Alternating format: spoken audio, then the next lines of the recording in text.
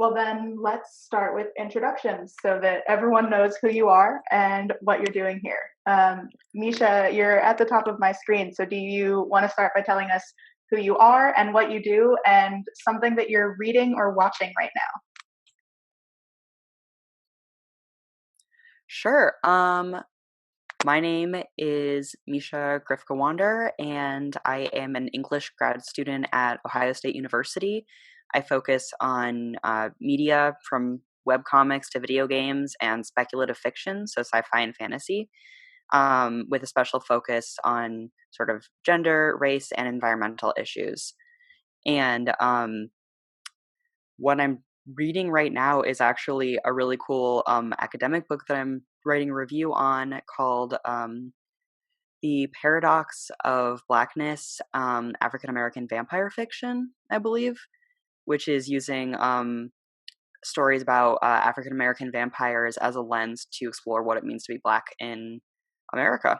So That's amazing. I don't think I've ever even read or seen something with Black vampires. yeah, that's one of the things they investigate. They're like, if you think vampires, you think it's a white thing, right? Yeah. Um, Oh and they yeah. really go into it's really cool, and I could talk about it for hours.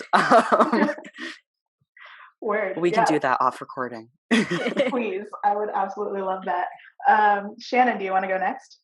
Who are you? What do you do? And what are you reading or watching? Sure.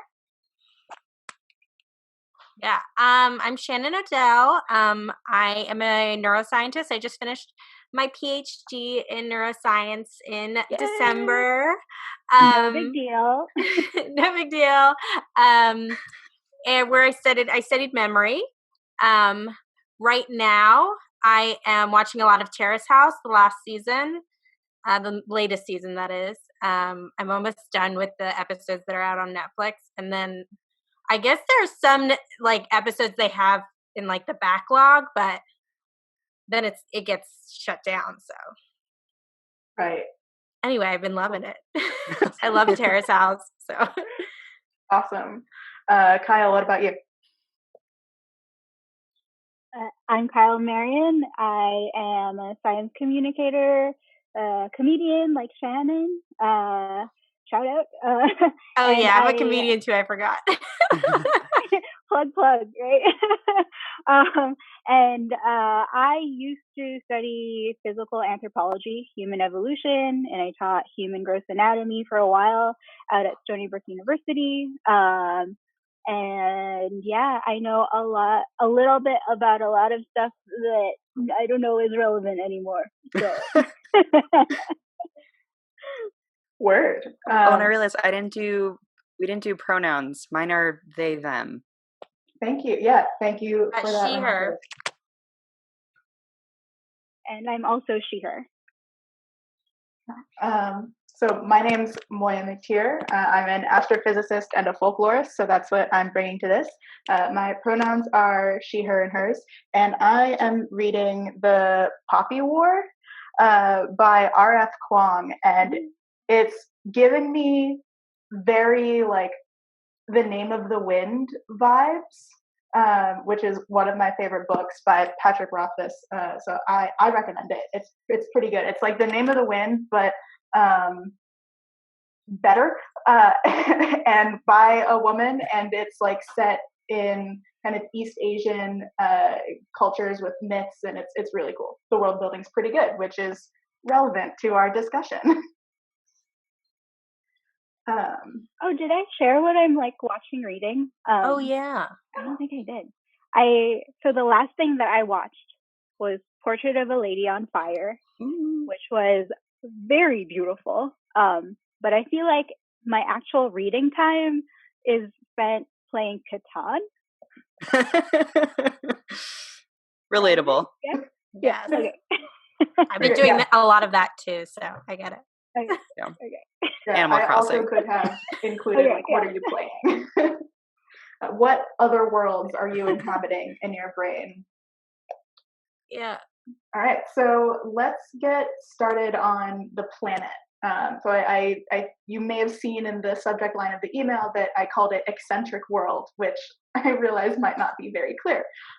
So the planet that we're building today is a planet that has an eccentric orbit, which essentially just means that instead of an orbit that's a circle, the orbit is an oval, if I can make that shape with my hands. So it's an oval, and one side of the oval is much closer to the planet's star than the other side. So over the course of its year, the planet spends most of its time very far away from its star, and it spends a little bit of time very close to its star. So summer on this planet is like a few weeks long.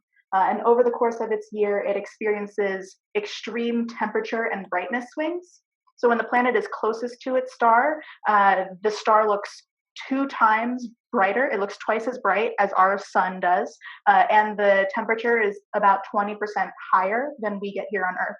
And when the planet is the farthest away from its star that it gets, the star looks very dim. It's about 1/10 as bright as our sun looks. And the temperature is like half the temperature that we get here on Earth. So that's what we're working with. Let's get started with questions.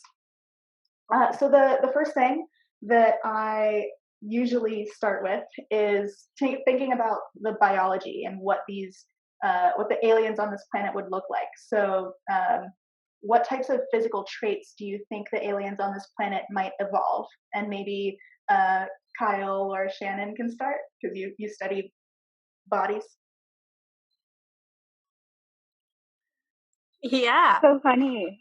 I think, well, for me, one of the things is like, okay, so if on this planet some sort of humanoid like actually evolved on it, it's interesting because the relationship that we have with the sun, there are hypotheses out there about why humans ended up bipedal and why we chose to do that in our evolutionary history of our ancestors. One of which is our ancestors evolved in Africa, and particularly in like savanna areas that had some trees and not. And so like prior to getting on 2 feet, there's a hypothesis that we were arboreal, so living in trees, swinging in trees, more like chimpanzees, bonobos.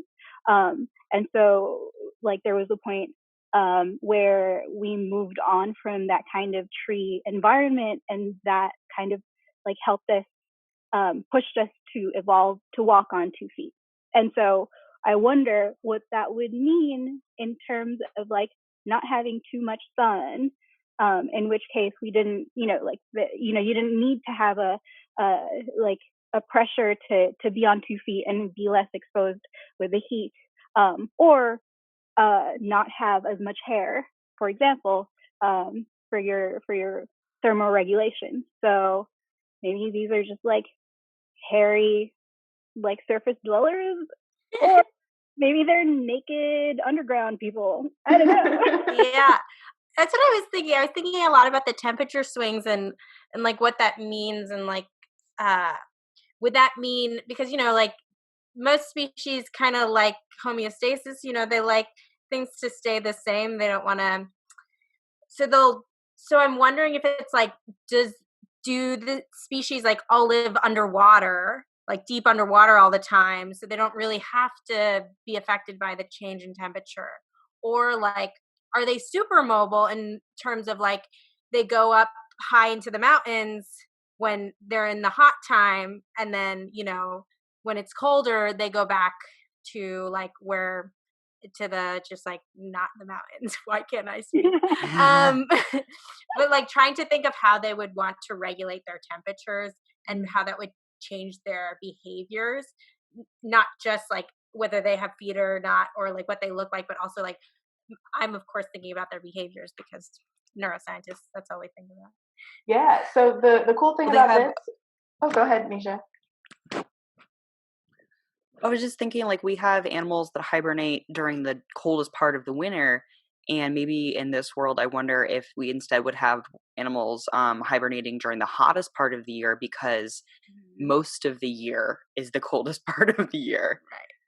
I love that. Yeah. And to add to that too, like a lot of animals, especially mammals, are like either diurnal, so during the day, animals, or nocturnal during the night. And if they evolved eyeballs like many of us, they would have giant pupils because they're probably more accustomed to darkness, that sort of thing. So like super cute anime like giant pupils. Yeah. Which would be really hard to, like, then if it was twice as bright as our sun, I feel like it would be really hard on your eyes that had evolved for mostly like a tenth of our sun's brightness. For like 2 weeks, they're just like walking around with their eyes closed. Or that's hibernation, right? Yeah. Yeah. Or thinking about hibernation and life cycles, maybe it's just that the life cycle only lasts the warm season, and maybe it's a species that lays an egg, and the egg kind of just sits there the whole winter and then only hatches. That would be kind of fun. I would love to live in an egg. I feel like that would make sense that there would be species that do have that like really short, like just for a summer life cycle, but then I feel like the vacuum left the rest of the year would be filled by something, right? Right. Yeah, that's true. Yeah. So they're the night walkers and the day walkers. Right. Yes. So there are obviously going to be a lot of different species on this planet. And I'd like us to focus on what type of species and what traits and behaviors we think would lead a species to be the most dominant on the planet, like the human equivalent. It doesn't have to look like humans. In past ExoLore episodes, we've decided turtles, moles, like various creatures that are based on animals here on Earth rose to power because their traits just made them more successful. So can you think of any animals here on Earth that you feel would do very well in this environment?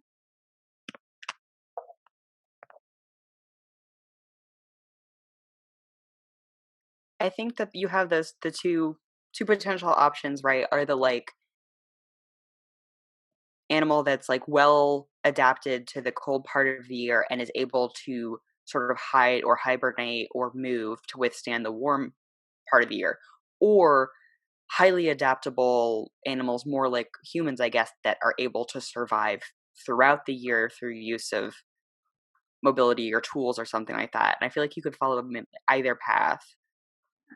I haven't done anything with migratory animals yet in an ExoLore episode. So maybe they migrate, because just like we have here on Earth, different latitudes experience seasons differently. And so you can have an animal that just moves to a different latitude during the hot seasons. It can move to one of the poles. Yeah, I like that. I like a migratory animal. I'm trying to think of what animals are the most migratory besides, like, it could be fun to do like a goose or something, like a bird. Or like a butterfly. I don't know. I would or love whales. to do like giant geese. Giant geese would make me so happy. I think one of the things that like pop into my head too is even if they're migratory, what their skin or exoskeleton might look like, because the more that they can easily thermoregulate, or like it might be that during the times when the planet is further away from their star, that they have softer skin and like but then during the times when they're closer to the star, they have they look like the Tesla new monster truck thing. Yes. Are there any? What about like? Are there any biological mechanisms that can actually make that happen? In humans, I mean, in a lot of animals, melanin is a huge player for allowing our skin to be adaptable, right? So I'm kind of curious what that means for animals that would then have to deal with like extreme seasonality. Trying to think. I don't know. Not sure what comes to mind. Okay, cool. Misha, what were you gonna say?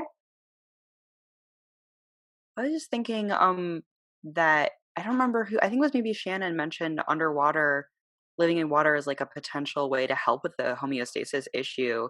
Because water, I believe I'm not the scientist here. water heat up less fast than land. But very scientific. 100%. yes. Yep. So that like animals that were able to like seals, for instance, that are able to pack on the blubber for the cold time of the year, and then maybe these animals would be able to like dive and spend those 2 weeks of the summer like pretty deep where the sunlight can't penetrate as much, and so the heat from that really close star would not be as big a deal for them. I love that. Yeah, let's go with that. Let's go with seal people. Yes. Also, it's cute. Yeah. So cute. It's so cute. And maybe during the summer weeks, they can find like cute little underground or like underwater caves, so they can still breathe, because they breathe air, right? Seals, yeah. Yeah. Okay. Seals are mammals. Yeah. Great. Yeah. Mhm. Yeah. I was confused if you meant like this new creature on your planet is air breathing, in which case, I don't know, your choice. Yeah. Yeah. That's Oh, the do we great know thing what about this. the atmosphere is like? You can Do we know, like, you can assume that everything except for what we decide is different is exactly like Earth. Yeah. Okay, so we have settled on seal people, so they can like put on blubber when it's colder, and they can migrate pretty easily through the water. I absolutely love this. Let's move on to talking a bit past their biology. Let's think about their culture. Kyle, you look like you have something to say. I'm so glad that you said that, because as soon as we started talking about sort of like what is called phenotype, so like what something looks like, immediately in my head I'm like, oh, sexual selection. Like during the winter months versus during the summer months of 2 weeks, like when do they mate, and also what is like the signal of like, hey, I'm hot. yeah. Let's talk about that. Yeah, what would that be? What would a mating ritual on this planet look like?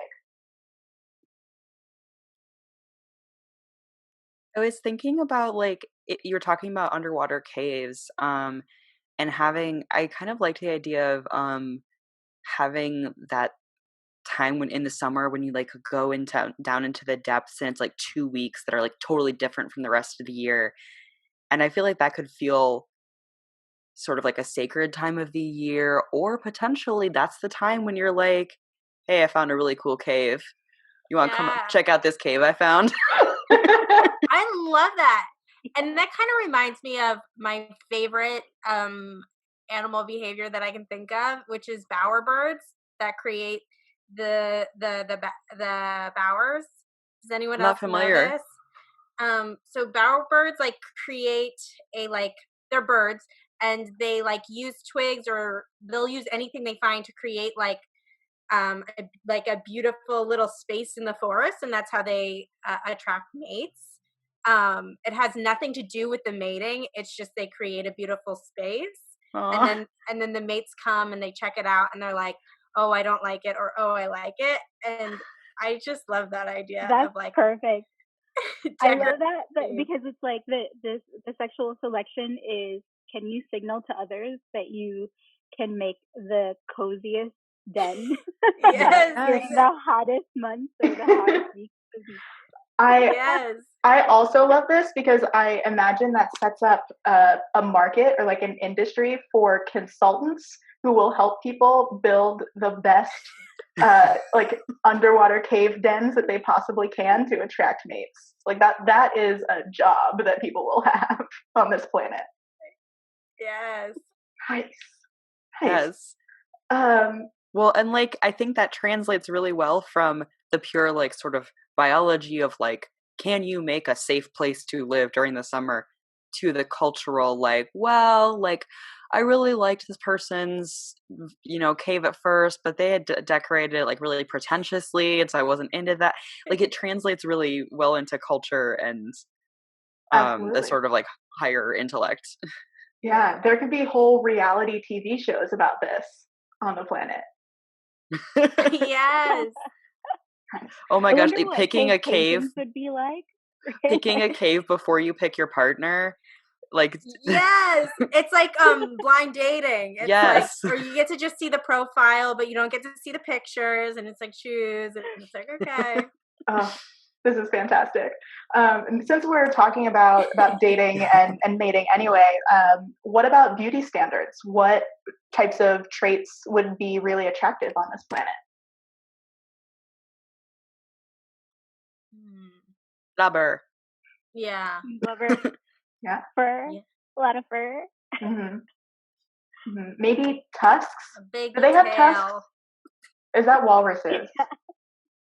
I don't know anything about seals, apparently. Sea lions, I think, have tusks. But Yeah. we can verify because we have internet. Yeah. Or we can just make it up because we are creating this creature in our minds. True. Yeah, Seals so like have whiskers, right? Yeah. Yes. What do they do? Yeah. The question of tusks though is also like tied to dominance, right? And showing, sometimes like there's a lot of animals in primates, the size of your canines like really also signal both like competition as well as like a diet. But one of the other things too that's interesting is that kind of like show of teeth plays a role in whether or not you're like trying to be submissive or like trying to be dominant in groups, especially for social groups. So like, are they social? If they're social animals, then there's a lot of those dynamics that like flow into dentition in many ways. Kyle, this is about to get real personal. Is that why I'm very attracted to people who have long canines? Like, this is just something I've noticed about myself. It's because you like vampires, I assume. I think it's that. Okay, cool. Glad I put that out there. Awesome. I'm really interested in how they would kind of preserve and pass on knowledge from generation to generation. So I feel like this plays really well into Misha and Shannon's respective backgrounds in English and memory. So how do you think they would do it? If you could come up with like your ideal way for them to pass down knowledge.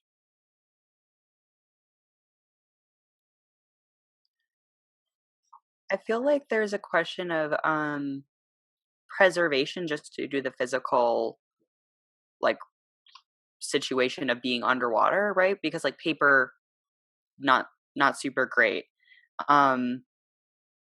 Even like stone carvings, I think deeper down I don't think they would be worn away as much. Again, science not my thing. But I feel like you have a question of like durability, and I wonder if those like seasonally linked rituals and storytelling and like behaviors that you're expected to do and modeled by your parents and everyone else in your community would be an important vehicle for transmitting knowledge. Mm-hmm. So yeah, more of an I feel like my mind tradition. immediately went. Yeah, I feel like my mind went immediately to that because like it's seals, they don't really have hands. I don't think so for writing and stuff. But I like to even think about the idea of even like language and like what would language be? Is it actually like a vocalized thing, or could like language exist in like kind of like performance, like the way they swim or like how the communication happens? Could be a cool thing to think about, like what's the best way to communicate underwater. Maybe there's different forms, like there's long range communication versus like if you're actually visually in front of someone. But yeah, I love the idea of like, there's like seasonality to it. So like, what are the rituals? What are the stories? What are the performances they're doing? That makes me think of dance as something that like is better underwater because you can move in more directions. Especially if you don't have hands, like that's fine. You can do cool tail dances. And that might also be something that ties into the sort of mating and sexual differentiation, where like if you are really eloquent as you dance, like that's the equivalent of being really well spoken and really charming, and also potentially like you feel confident enough in your ability to care for yourself and your family that you don't mind burning a couple extra calories doing a cool dance. Yes. That's a really good point. Yeah. I feel like one of the things that jump out at me too is like, I feel like our chosen dominant species is very social, like, because a lot of these things, it's a lot harder even in the ocean to communicate and build kind of culture without that level of social connection. And so I don't know, maybe some of their language could include bubbles and dance and that sort of thing. Yeah. I mean, especially if they breathe oxygen, they could make bubbles easily. Yeah. And there are so many different That brings up types of bubbles. a question. Oh. Like I don't know if you've seen those really cool videos of like there are the donut bubbles. Like they can make bubbles of different shapes underwater, and I feel like that will add some complexity to the language that would be really great. Misha, go ahead. I also wonder if we're talking about like having a really social species, which I think makes total sense. But if you have like seals, I think you have like a little pod and they travel together. And would this species have like, extended clan groups or extended pods that develop their own style of communication? And if they happen to meet like a whole nother pod in the ocean, are they going to necessarily have the same, like maybe only one of the pods relies on dance and one of them is like, we think bubbles are better. One of them is like, we just poke each other with our noses. Like, I feel like maybe there's a whole career which is just. Go ahead. Sorry. Maybe there's a whole like career which is just like being a translator for the different pods. Is that you're just kind of you go from place to place and you're like, I know all these languages. Yeah, I think that'd be a really important job. That went on gap years. Yeah. I think that'd be an especially important job because as they migrate, they're going to run into so many different pods that even if you don't speak the other language, it's important to have some way to communicate with strangers. So yeah, a translator is another coveted position among these people. That also makes me think that they might have a very like a gifting culture, because I feel like a lot of human societies that often run into language barriers have like robust tradition of hosting and gifting, because that crosses language barriers much easier. What would some gifts be that they might value in exchange? Fish. Yeah. But also decorations. I think if it sounds like it's aesthetics is really important to this culture.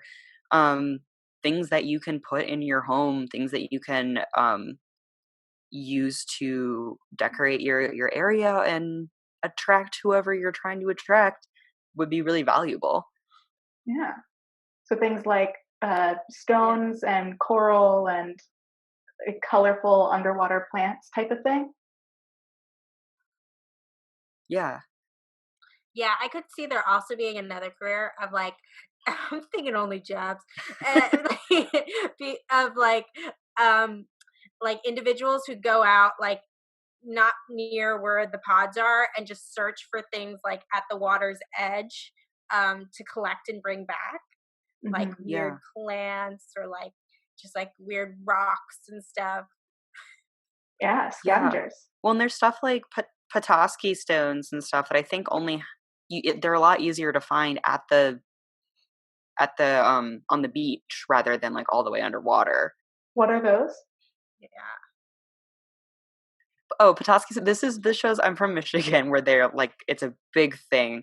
And they're named after a place in Petoskey. It's this specific kind of rock that shows, they look pretty normal when they're not wet, but when you get them wet, they have a sort of tiled look to them that's from little fossils. It's just like a little colony of sea creatures that are all over in Michigan.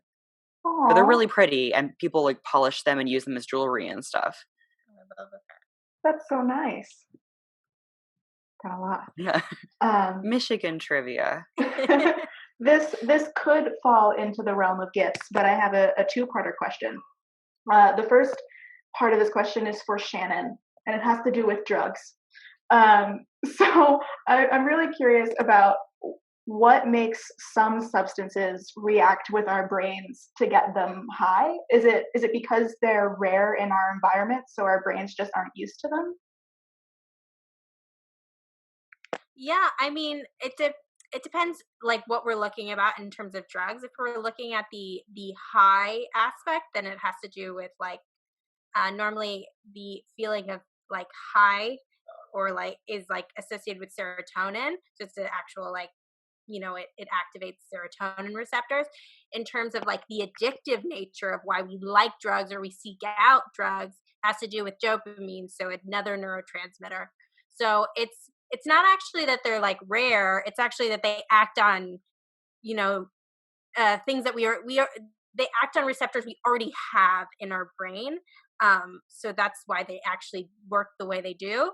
They kind of just kind of take advantage of, I mean, I don't know if drugs take advantage of these receptors that we already have in our brain, or they've co-evolved with us sometimes to kind of be that way. So yeah, it's interesting to think about. Are we thinking about what drugs would be? Yeah, and drugs can be recreational, they can be spiritual, they can be used for so many different things. They can be given as gifts. And so I was wondering if we could think of what types of mind altering substances they might have in this society.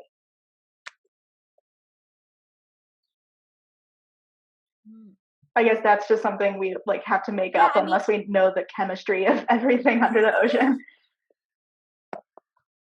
Right, true.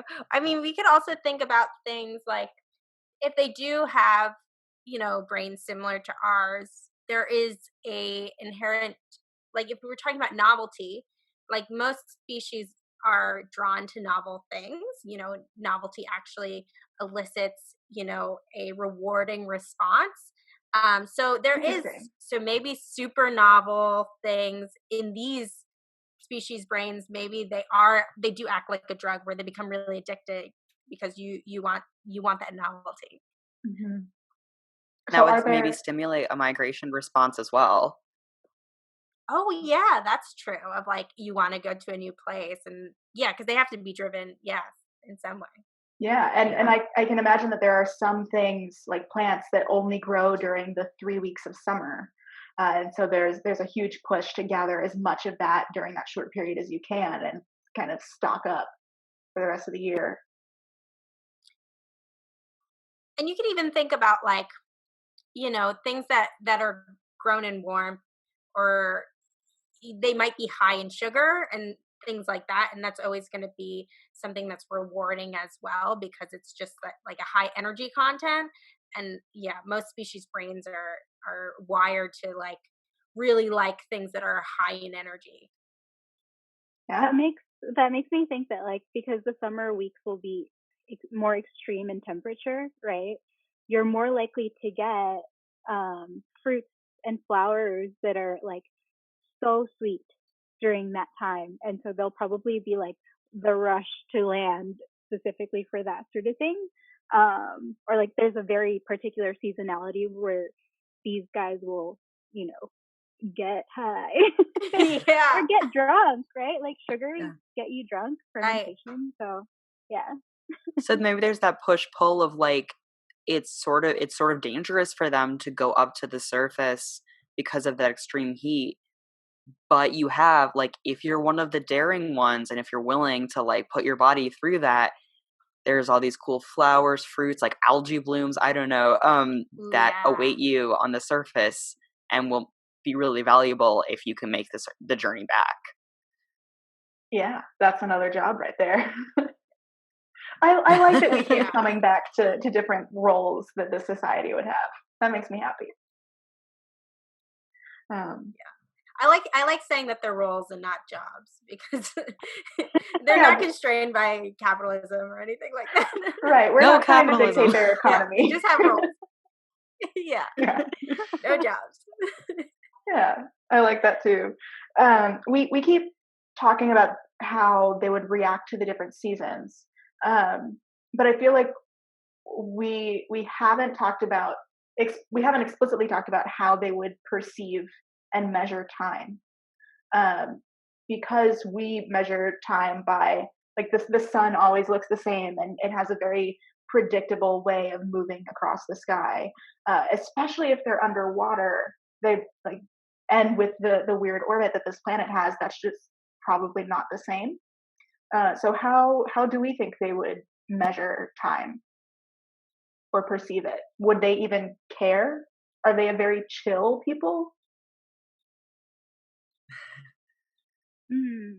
Well, I feel like you'd at least have this season in terms of, like, you'd at least have the year marker, because if they're migrating, and if there's that, like, intense hot time, they would probably notice that.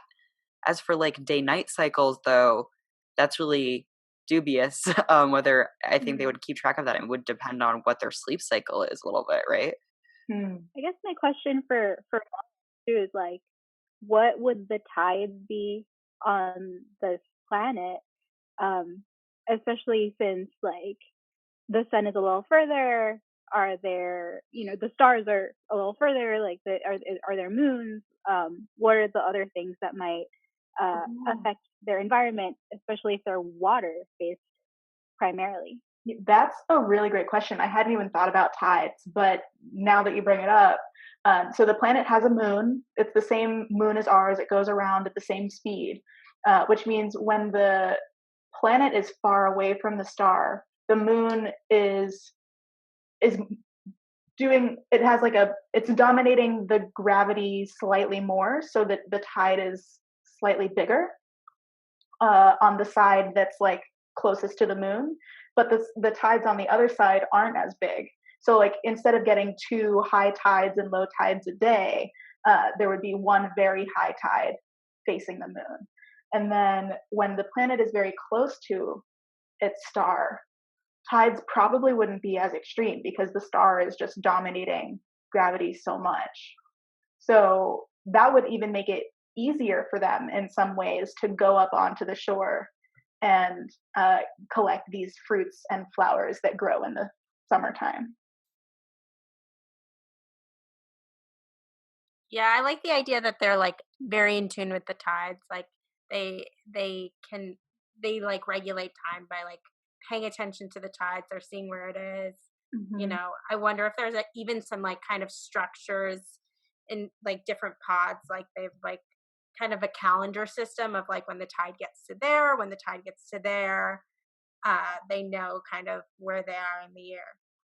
That also makes me think that if the tides are extreme when they're away from the star, then that might mean, like, if they're, like, real estate wise, there'll be plenty of caves because of, like, water erosion, right? Near the shore. And so what would that mean in terms of, like, prime real estate for, housing down, or, like, homing it up, Yeah.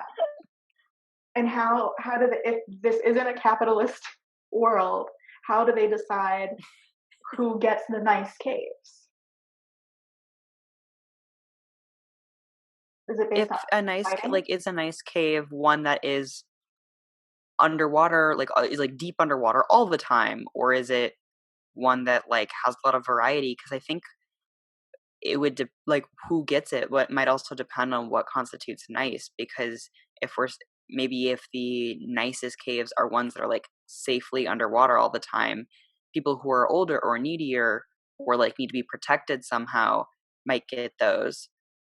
But maybe if the sort of riskier caves are more desirable, that probably would lead to more, I think, competition or like more, just competition between people for it. I like it also makes me think that like, go ahead. Sorry, go ahead, Moiya. Go for it. I like that you brought in age. It made me think of people, like how the joke, the stereotype is that old people move to Florida when they retire here in the U.S. Like the very safe caves that are always like very stable and always underwater. The older seals will move there, and the younger seals, just like young people, like want to live in cities where there's lots to do and things are changing all the time. The young seals are living in these like more unpredictable and less stable caves. So it's not necessarily a matter of nice versus less nice, but people have preferences, and there's enough of different types of caves for everyone to get what they want at the time.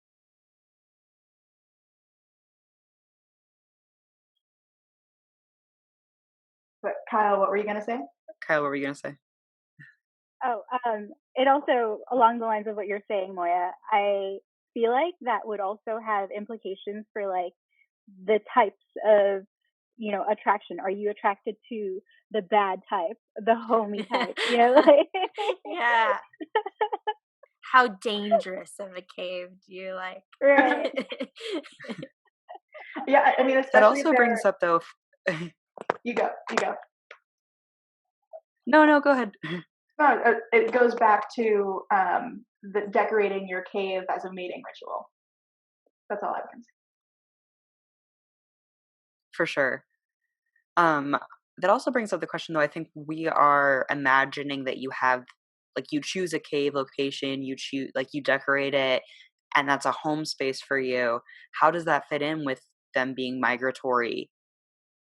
Do they always come back at some point in the year to their same caves, or is this something like you set up your cave for 2 weeks, you show it off, and then you leave, and you don't maybe ever see that cave again? Yeah, that's a good idea. Or are there like two sets of caves? Are the winter cave and the summer cave? There's a lot of societies that have basically like winter and summer habitations that they go back and forth between, especially for grazing. And we haven't brought up the possibility of any kind of like domesticated animals for the seals, but I think that's well established. Yeah, what would their farming or like livestock look like? Do they herd fish?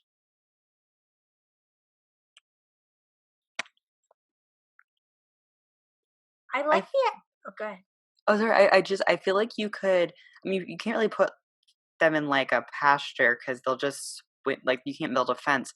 But there are species like symbiotic species where, for instance, I can remember like there's that particular kind of coral, I think it is, that clownfish like to hang in. And so maybe if you were able to cultivate like a coral in a specific place, and so that you knew it would draw the symbiotic fish, if you were careful, you could harvest some of those fish while leaving this sort of symbiotic system in place. That's tricky, and I love it. Yeah, I like that.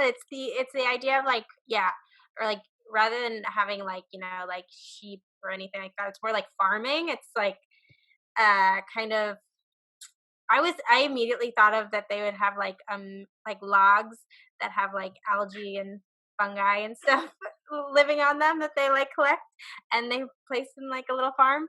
But like that's a similar thing. It's kind of like collecting things that naturally occur and just kind of collecting it into a space and kind of nurturing it so that they can then feed off of it. Mm-hmm. That's so cool. Yeah, it feels a little bit more like forestry almost rather than agriculture. Yeah. Mm-hmm. What about fashion?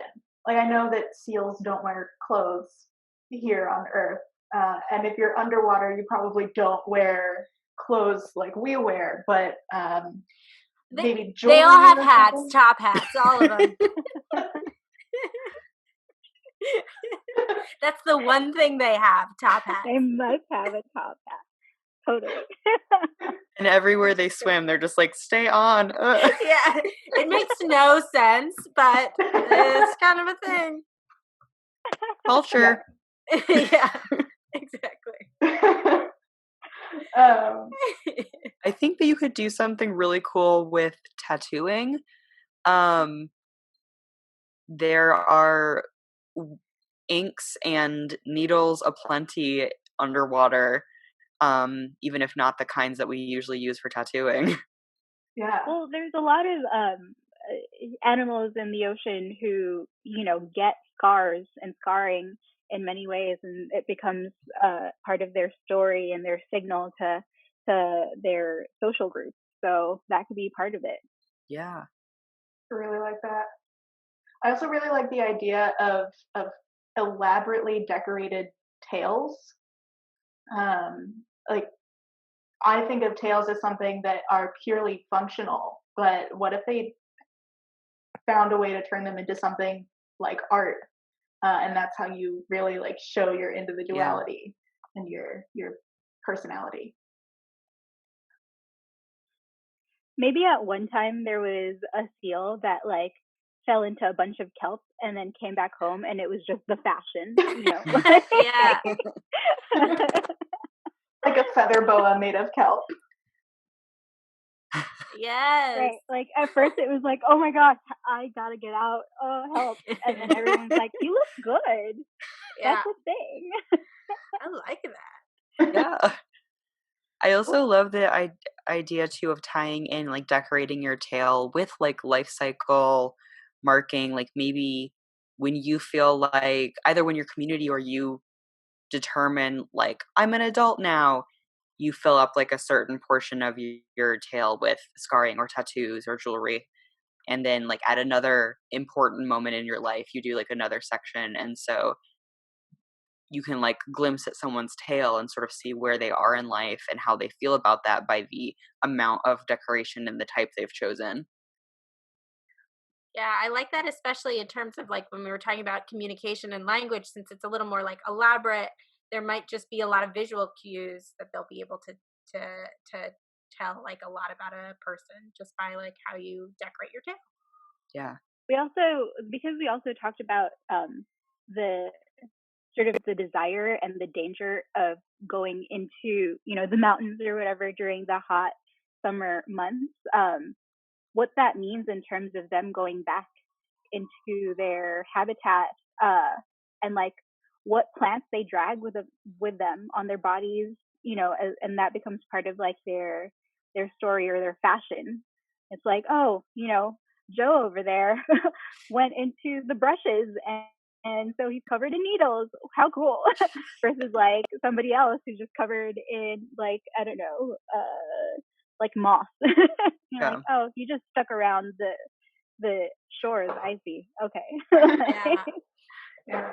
It's this planet's version of that magazine question, like, what do you always carry in your purse? What do you always have? Yes. Cool. If someone's like willow branches, they're like, yeah, okay, we all have that. Great. So we're getting to the end of the hour. So do any of you have any last thoughts about this planet? Something that you wish we had said but didn't? Did we name the species, or does that happen at the end? It can happen now. What do you want to name them? I don't know. I just like the idea of naming them.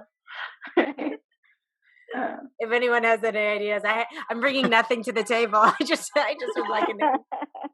You brought the question to the table, and that's more than half the battle. All right. Well, I'm so bad at names. I'm like the Moyans. Oh yeah. Oh, that's like scientists who name units after themselves. It's like the most like narcissistic thing you can possibly do. If the viewers or the listeners want to come up with a name for this planet or this species, I'm sure we would all absolutely love to hear it or see it. Any other last thoughts about the world? I love these good seal people. Yeah. Same. I think one thing that like a lot of biologists and evolutionary like scientists always end up thinking about is like size of genitals. And I hate it, but it's like there's always a million papers about the size of the genitals because of their social structure or how they evolved. Like, I cannot tell you how many papers I've seen specifically about, poor gorillas, one of the biggest, if not the biggest primate, and has the smallest body ratio to their genitals, like to the penis. And you're just like, why is that a paper? But also fair. Yeah. I guess it's a biological question. Sure. Yeah. I guess we should have started there, huh? Probably. Yeah. I will definitely start the next ExoLore episode with, so how big are their genitals?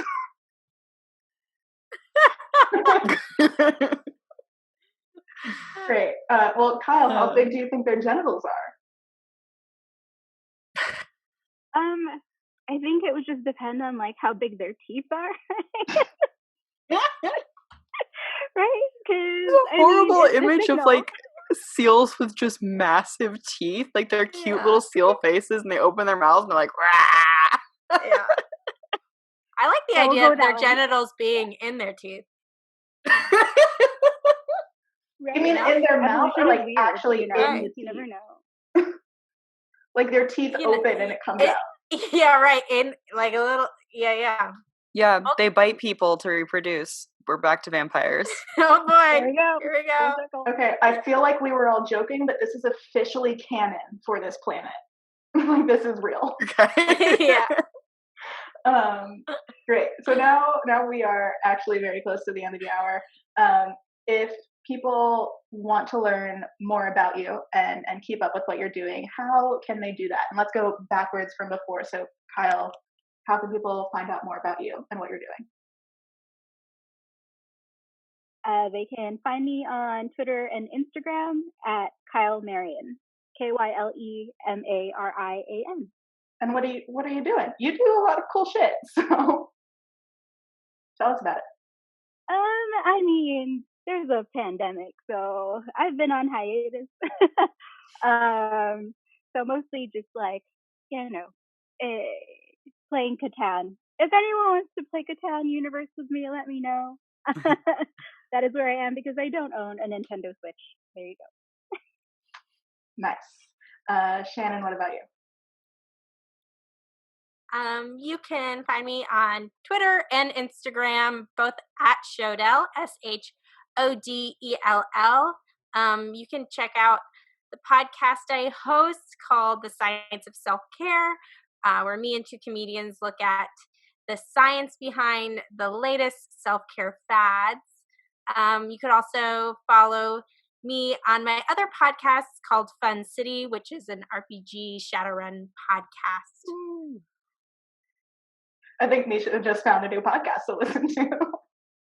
Yes. And Misha, what about you? You can find me on Twitter at Misha Grifka, which is MISHAGRIFKA. I talk about a lot of stuff, including being a PhD in English, and I also write speculative fiction, I draw, and I am on an RPG podcast, D&D 5e podcast called Big Dice Energy, so you can check that out. I found a new podcast. I think that's I really want to learn ever. how to play D&D. I can help. Yeah. Okay. Great. I've found so many new podcasts. Thank you for that, and thank you for being on the show. This was so fun. I'm going to be thinking about this world for a while.